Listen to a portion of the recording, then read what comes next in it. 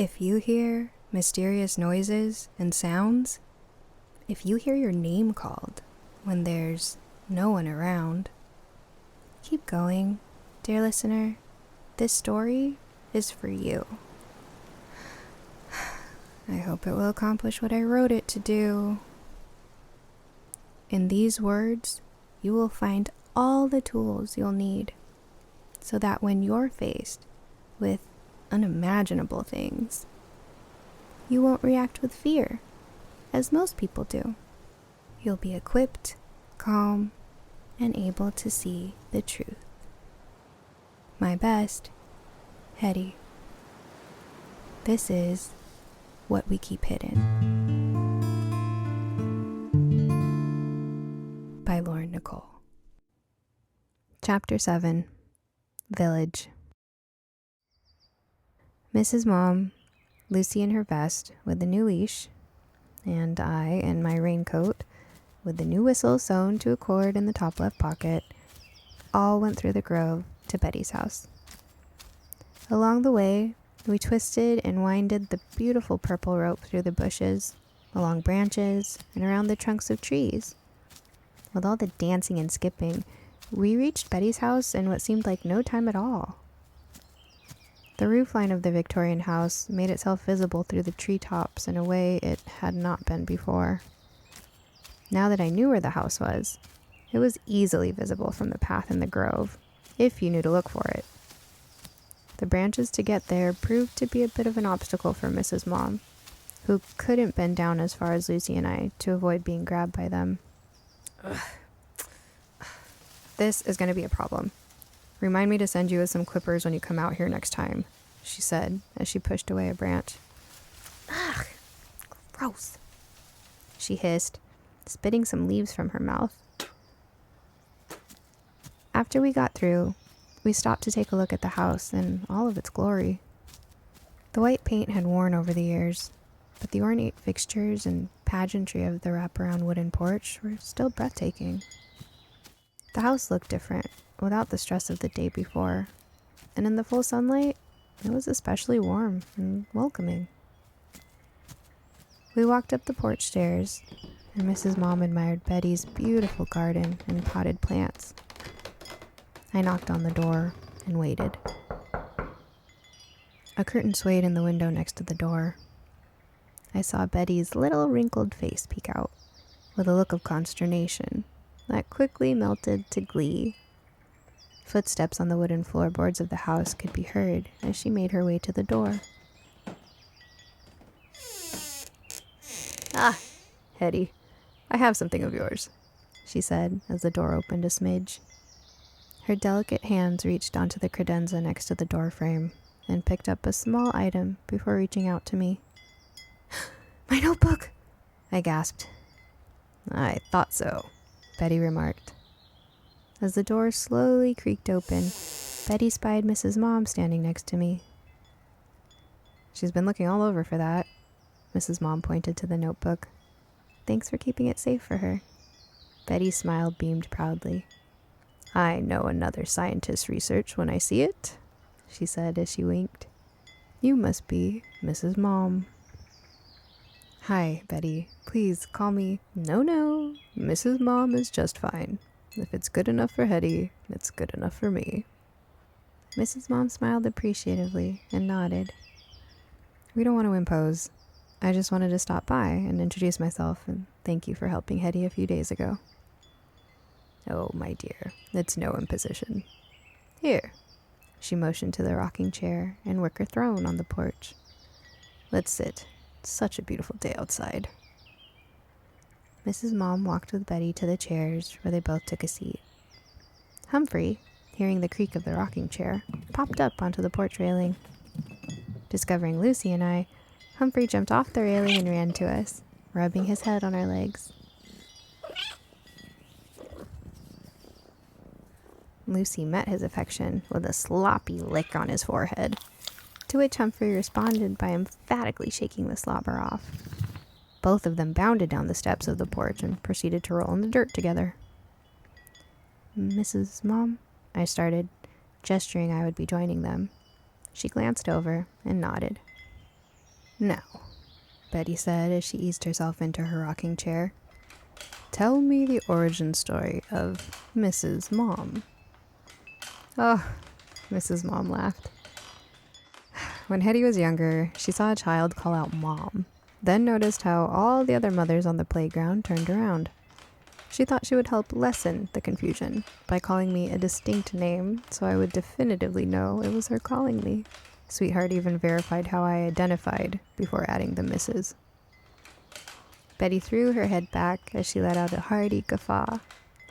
"Ha ha! Oh, sweet child," she murmured. "She really is." Mrs. Mom leaned in closer to Betty. "We would have come to see you sooner, but it's taken her this long to recover from that eventful day." "Oh, poor dear," Betty whispered back with a look of concern. "That's why I wanted to meet and speak with you. Hedy has some hidden medical conditions we like to keep an eye on." Humphrey rolled around on his back, flinging his paws up in the air as he squirmed and wiggled. Lucy, copying his example, repeated the actions. Both of them sent clouds of dirt into the air, and I was laughing so hard that I choked on the dust particles and immediately had a coughing fit. "You okay out there?" Mrs. Mom called.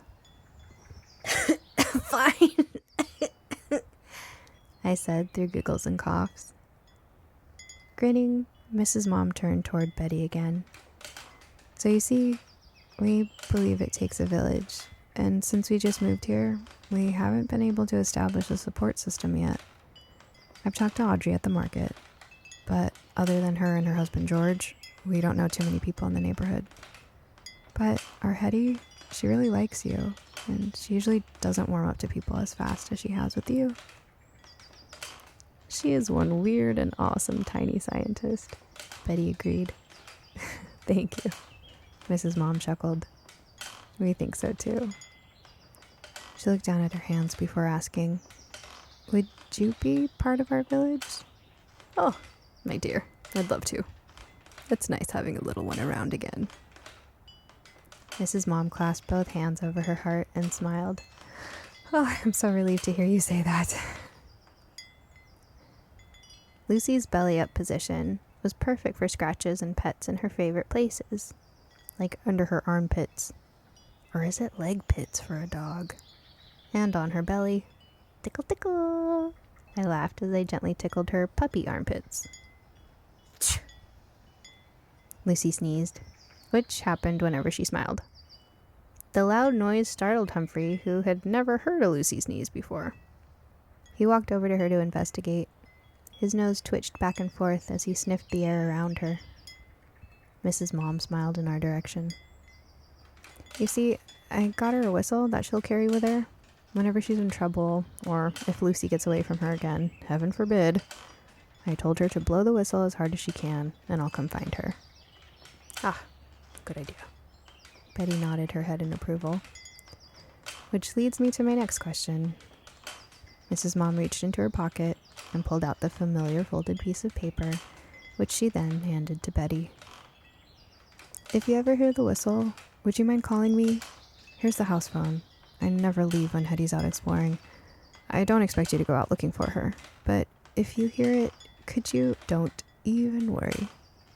Betty put a hand on Mrs. Mom's arm, instantly calming the worry that had made her voice start to shake. "From one mother to another, I'll keep an eye out and an ear for our girl here." Mrs. Mom smiled at Betty, a grateful tear gleaming in her eye. "Now I just can't promise my ears will distinguish between her whistle and the train's." "Ha ha!" Betty joked, slapping her knee for emphasis as she guffawed. "Hedy! Hedy, dear!" Mrs. Mom called. I looked up towards the porch and saw Mrs. Mom motioning for me, so I started to get up. No, you don't have to get up," Mrs. Mom called out. "Just blow on the whistle I got you, so Betty can hear what it sounds like." I nodded and reached into the top left pocket of my raincoat. I felt the cold, smooth metal and pulled it out. I raised it to my mouth and gave it a short burst of air. A shrill, high-pitched shriek of a sound came out. Startled, I dropped the whistle, which hung loosely on the cord. As I picked it up, a whooshing sound started to materialize, growing louder each second before erupting above the oak tree canopy. What looked like 1,000,000 birds took to the sky, yelling at each other, questioning the whistle's loud shriek and its origin. Humphrey, amid the confusion, had darted back to the porch without a sound and was peering out from under Betty's rocking chair. Lucy had rolled up onto her belly and dug her face in between her paws in an attempt to hide from the sound. Betty, with a hand on her heart, was laughing, while Mrs. Mom looked utterly confused as the sound differed from what she had originally expected. "Oh, my," Mrs. Mom finally said. "Well, there won't be a doubt in my mind as to where that sound is coming from," Betty said between chuckles. "I'm sure they can hear that back in the city. No need to worry about whether I can hear it from the house either," Mrs. Mom agreed. I walked up to the porch to see if I could calm Humphrey down, but he was adamant about staying put. "Don't worry about this old coot. He'll come out eventually," Betty said. "Old coot?" I asked. Betty laughed. "What, you've never heard that before?" "Mm-mm." I shook my head. "It's like calling Humphrey a silly old man," Mrs. Mom explained. "Ah," I nodded. "That makes sense," I said before looking out and admiring Betty's garden. Betty smiled and winked at me. Seems I have a lot to do to get this garden into shape before harvesting season. Sure would be nice to have an extra set of hands here to help me." I gave Mrs. Mom a silent, pleading look, to which she responded with the slightest, almost imperceptible nod of approval. I could help," I offered, barely containing my excitement. "Would you?" Betty said. "That is, if it's all right with your mom." "Fine by me," Mrs. Mom agreed. "Maybe you'll even get a green thumb like Betty, and you can help us start a garden of our own," she said, reaching down and tickling my ribs, which turned into a bear hug. I let out a burst of laughter before catching my breath. "Wonderful. We'll fill up that notebook of yours with so many facts by the time we're done, you'll be able to have a better garden than mine, you little scientist." "I can't wait," I exclaimed. "Oh, what time should I come by?" I asked. "Best be here before it gets too hot. How's 10? "Perfect," I beamed. "Sounds like a plan," Mrs. Mom cooed. "Let's let Betty get on with her day then, Hedy." We made our way halfway down the stairs when I realized I forgot something. "Oh, Betty," I said. "Yeah, kiddo." "Can Lucy come too?" "I think Humphrey would be upset if she didn't." Betty pointed to the lawn. While the three of us were talking, Humphrey and Lucy had curled up together in a tight little ball in the grass, happily snoozing away in the sun like the best of friends.